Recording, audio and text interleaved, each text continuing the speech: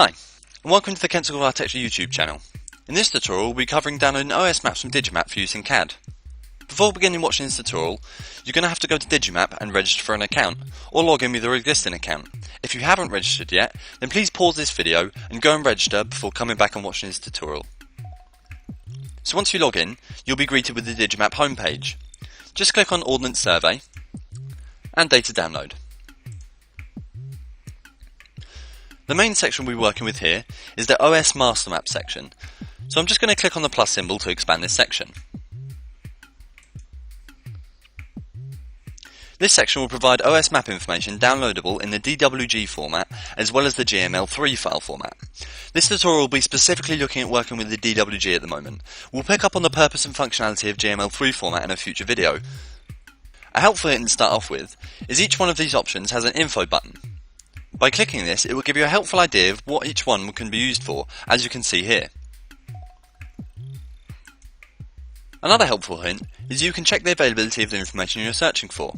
Click the Show Availability grid option, and click on the Availability tab. Now select the information you're looking for, such as topography. We can see that the entire area I'm looking for is covered, so I don't need to worry about that for now. The most important thing to do when downloading from Digimap is always to keep in mind what you're trying to do with the information, and not to download too much. As the heavier file you are trying to download, the more likely it is to crash and cause problems, and the slower your PC will run when you're trying to work with it. Sometimes it can be really tricky to visualize the amount of area you are downloading. To help with this, I use grid reference tiles. If we click on the Show Availability grid option again, and click on Reference, we can see we have many options to split our map up into grid squares. For example, if I zoom in here and click 5 km button, we can see our map gets split up into 5 km squared areas. So I know that if I'm downloading an area, I know roughly how large it is based on the grid pattern. This view displays the tile name, which we can also select our areas later if we choose to. So let's find a site to download. I'm going to do that using the search tool. So for example, I'm going to use Canterbury, but you can also use postcodes in this box. To select the area we're looking for, we're going to use the Draw Rectangle tool. Go over here, click Draw Rectangle, and click and drag to select the area you're looking for. It's really important to find your exact area before you select it, as once you've made your selection, you can't move your view without causing yourself problems.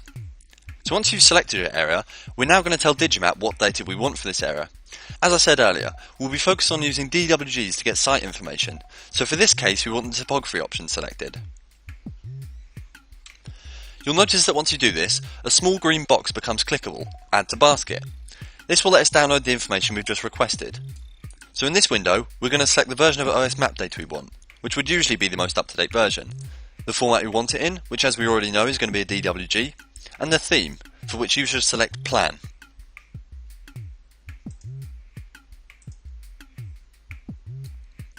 Moving on to the Layers section, it's important to slim down your information to only what you actually need.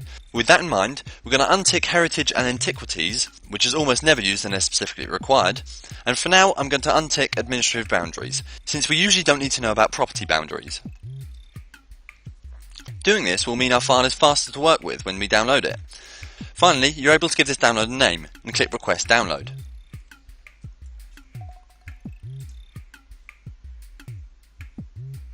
This data will now be emailed to the address shown at the bottom left of this box. You'll get one email to confirm your order and a second one shortly after containing a Download Your Data button. Click this button to download your information. You'll now have a zip file containing the information you selected in the previous steps. Find this file, right click and extract this file to use the data.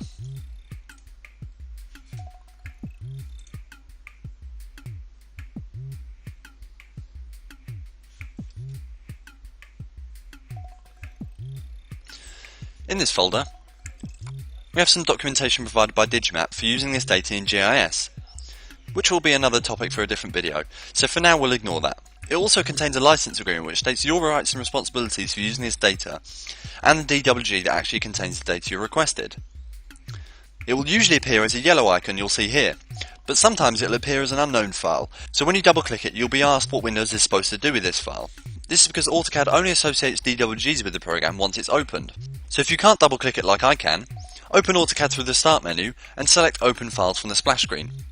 For this tutorial, I'm using AutoCAD as opposed to AutoCAD Architecture. We could do this in either program. The only difference is the way items are laid out. So if you see different options on your screen as to what you're seeing in this video, please make sure you're using AutoCAD, not AutoCAD Architecture. So as we continue to open this file, a warning will be displayed that this file was not made in AutoCAD. This is normal, just hit continue. The data we downloaded is in 2D format, and we can see that if we click this down arrow to rotate the view cube. So this means the data is suitable for placing model information on, or printing out plans to scale.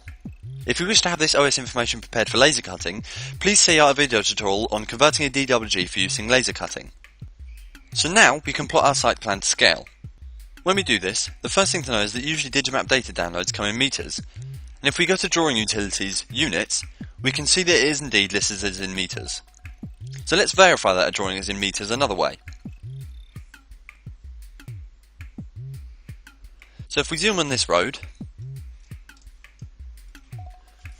and click Home, and the Measure tool,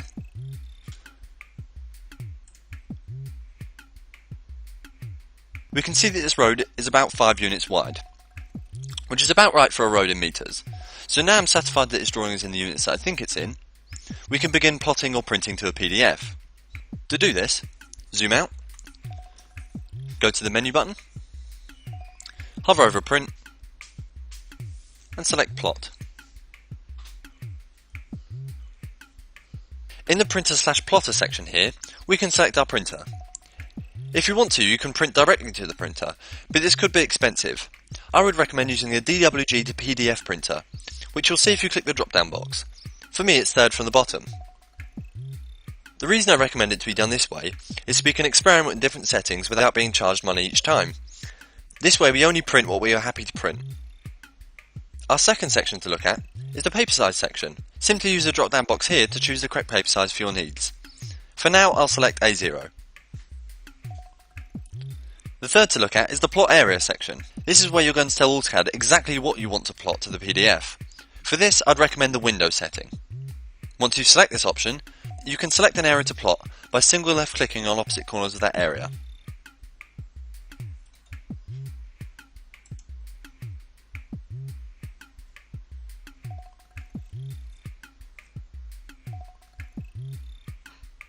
Next we need to make sure the plotted area will be on the centre of my page.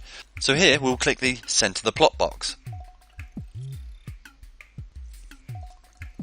To the right of this setting is where you'll actually specify the scale you want to use. Remember earlier when we checked the units and found they're in meters? Because of that, we must bear in mind that your drawing is in meters, but we're scaling in millimeters. So what that means is whatever value we would normally put into here has to be divided by 1000. For example, say you wanted your drawing at 1 to 1000. You'd put in 1 to 1. At 1 to 500, you'd put in 1 to 0.5. At 1 to 100, you put 1 to 0.1. Before we click OK and save this plot to a PDF, we want to preview the file to make sure that we're getting a good result.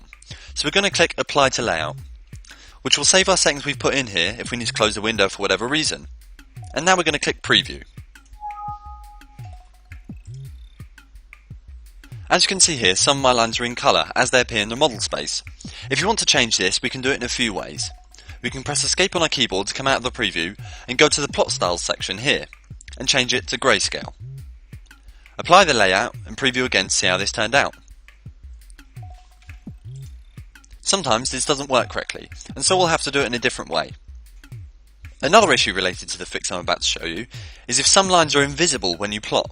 This is usually because the lines are coloured white and you're plotting for white paper, so they don't show up. So we're going to click Cancel here and go back to the model space. I'm going to highlight all the lines in my drawing and go up to the Object Colour option.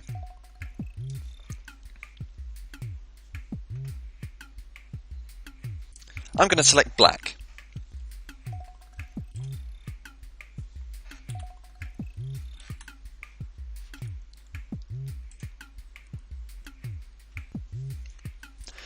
Now when we plot, we should see our lines are in the correct colour. Now that I have the preview I want, I'm going to press escape one last time and bring me back to the plot window. And now I'm going to click OK. Now just select the location to save the file into and click Save.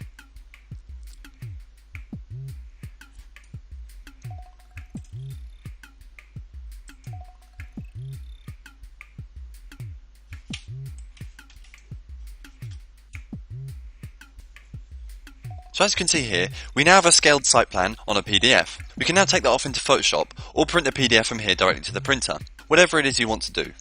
So, thanks for watching this tutorial. I hope you enjoyed it. Feel free to take a look at our other videos, and don't forget to subscribe to ensure you're kept up to date with tutorials as they're released. We hope to see you soon, but until then, have a good day.